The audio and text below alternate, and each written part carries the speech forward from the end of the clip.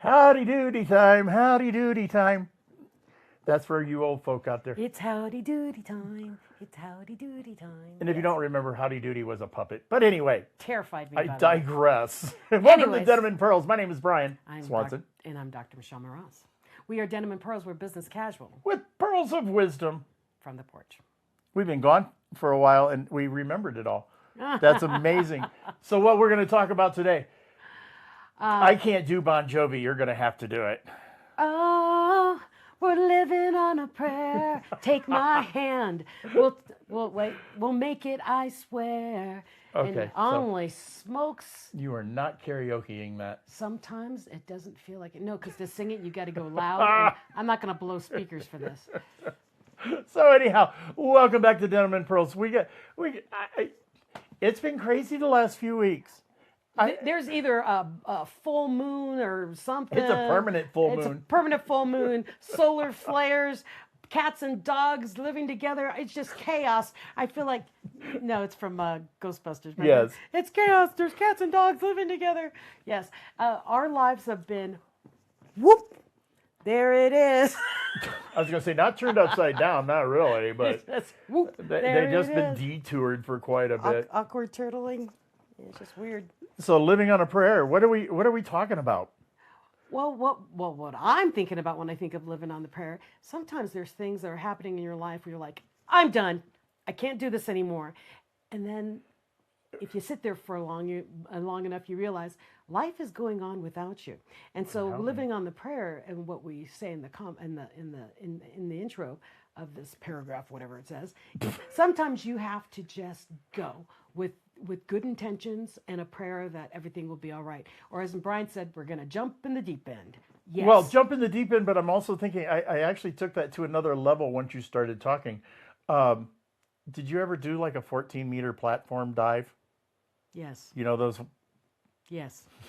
Well, here goes nothing. Well, because you get all I might not have prayed, but I sure as hell remember, was praying. You get all the way up there, and it's like, I'd like to go down now. No, you can't. There's 5 other people behind you. There's only one way to go down. You must jump. I'm like, It's just like water slides. I mean, we are at that time of the year. Water slides, the most terrifying thing in the world if you've never done one.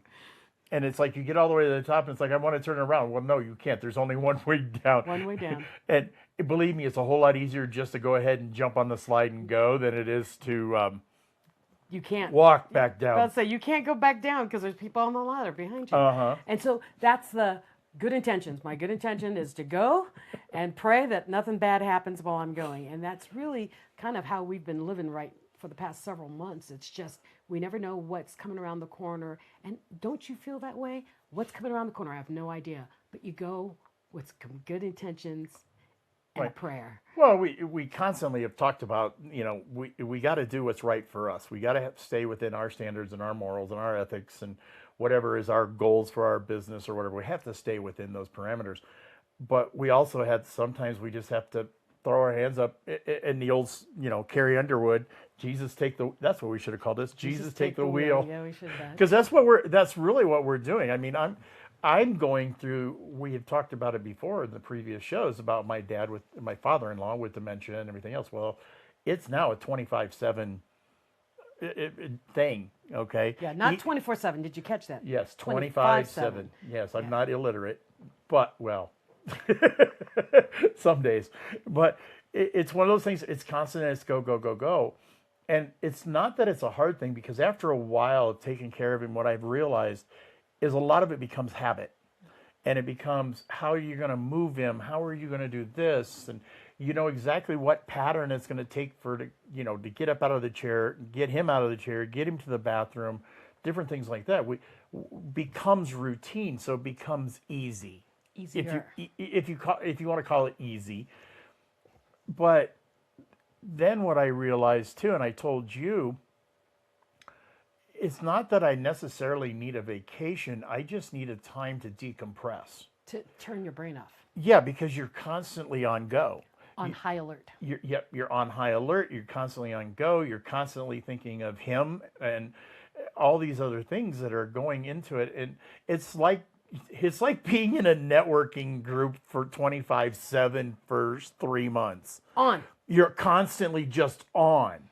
And even if you do get the chance to sleep, because I have to get up at 2, 3 o'clock in the morning, even if you do get a chance to sleep, that sleep is not restful because you're still listening. It's like being, having a new child in your house. And that's what I want to say. It's having a 6-foot-plus baby. Pretty much. And unfortunately, I mean, with a baby, the baby is confined in a crib and you can control the movement of a baby. But a full-grown adult who doesn't understand that they're really not supposed to be moving around the way they're moving around. And apparently the nurses don't like when you strap them down. But that's the thing, is it's like a giant baby that thinks they're still independent and they're dangerous to themselves. So he's been on high alert for quite a while. And with me, I had another stroke episode, and then I had vertigo that went with it. And I've been in full spin for 6 weeks, and it just recently stopped. And so, you At least you can enjoy the spin. No. I don't even get a chance to do No, that. there's no enjoying the spin. It's like falling down Alice in Wonderland's hole, and it's constantly spinning. And so even when I close my eyes, I'm still spinning. So I wasn't sleeping. So you should have saw me 2 weeks ago. I had big bags under my eyes. But what I realized in my vertigo spell of 5 weeks of vertigo, just constantly listening to starboard, was that when I fought the current, it was worse. And what I did is I had to learn to just let go and trust that I'm spinning, and I know I'm spinning, and I trust that I'm not falling. Yeah, it's like having 3D glasses on. Yeah. The goggles, the Google goggles or whatever the hell they call them, those things, you got those on and you're running around the game, but you're not moving. Yeah. Of course, some of that's physical too. But that whole crazy you get my vertigo point. thing was, it's just like life. Sometimes you don't want to move, but it's making you it spins you right around, baby, right around. I got a better one. You got to It's like, just let it go and go with the current. it's like being drunk and getting the spins. No. You have to, you know for a fact that you are not spinning when you're laying on the bed, but yet the world is going around. Okay, that it does feel like that then. You trust that you're laying on the bed, or you've got, they tell you that if you, the old wives' tale, if you put one foot on the ground while you're laying in bed, that it stops the spins. It doesn't.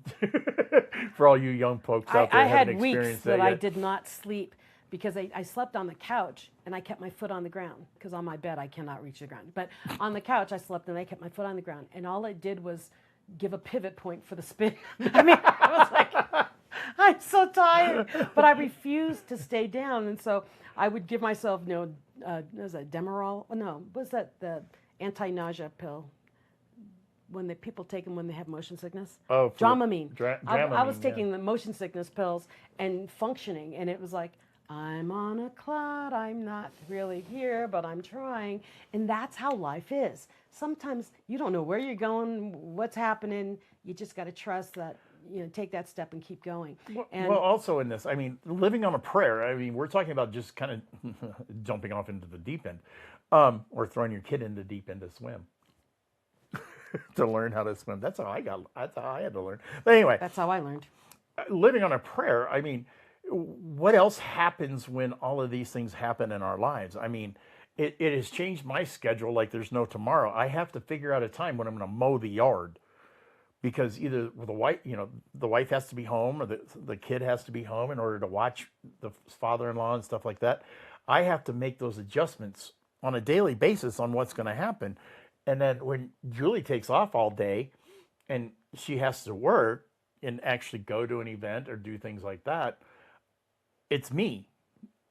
It's just me, but it's harder for her because she can't lift him if he falls, which is another concept. Yeah. But, the living on a prayer is you change your schedule, you change your life. And we talked about that a few weeks ago. I canceled my schedule. Yeah, it's like... I couldn't even sit in the chair to be on a video call, because I would sit there and I would be holding myself trying to... And I'm like, I'm on a video call. I was talking fine, but it was...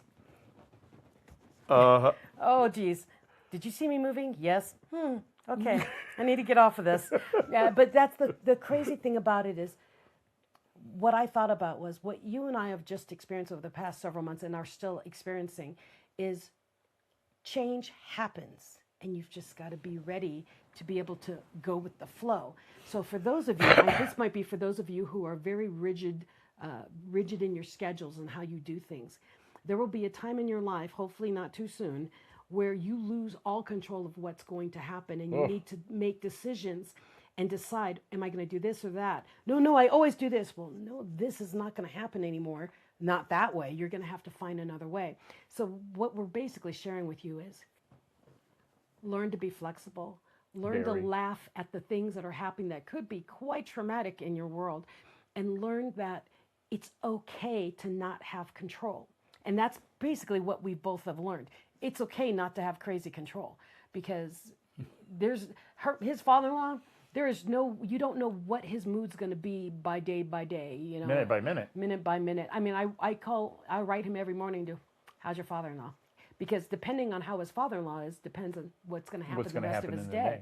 And so and then like he says, so how's your spinning? I do, still spinning. It's just, you got to laugh. Because right now, at the very beginning, I mean, I just wanted to cry all the time. Oh my gosh, I've lost my life. I mean, the doctors are like, we don't know how to stop the spinning. We can give you a pill and knock you out. Well, that is not acceptable in my world. And so, like, Brian, as a couple, we both take our spouses, and we always go on a friend trip, the four of us. And this year we cancel it because I'm having strokes and spinning, and now no they have flamingos on this one. Yeah. What? I said no flamingos on that trip. No flamingos. Oh.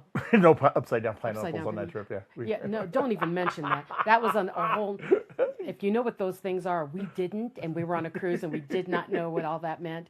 And so, if you don't know what it is either, because we learned on the cruise as he was running around with his flamingo shirt or his pineapple shirt, that go ask a friend who might know.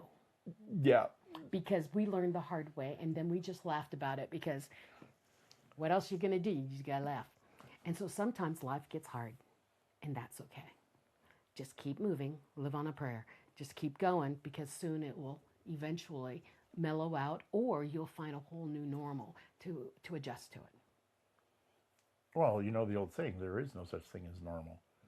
It's the new normal. Everyone's normal is different. Well, there is no such thing as normal for any of us. It just seems normal. It seems routine, but it's not our normal. My normal would kill him. And so that's the other No, thing. it wouldn't. Yes, you will. I go to the gym at 5:30. Are you coming? No. Exactly. So that's the thing is, I couldn't go to the gym. I mean, I stopped, and I love the gym. I work out for hours. I love to be there for at least an hour and a half, and then chill out for another hour. And I get so bored. I have my routine that I love to do, and it's gone.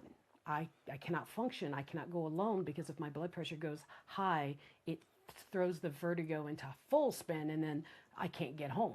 You know, it's one thing to go to the gym, but I'm just sitting here thinking, I mean, I used to run many, many years ago, but I think of these marathon runners, or, you know, they go out every day and run 20 miles.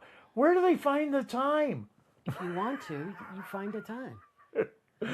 I mean, before I started the working out years ago, I couldn't find 30 minutes to go to the gym.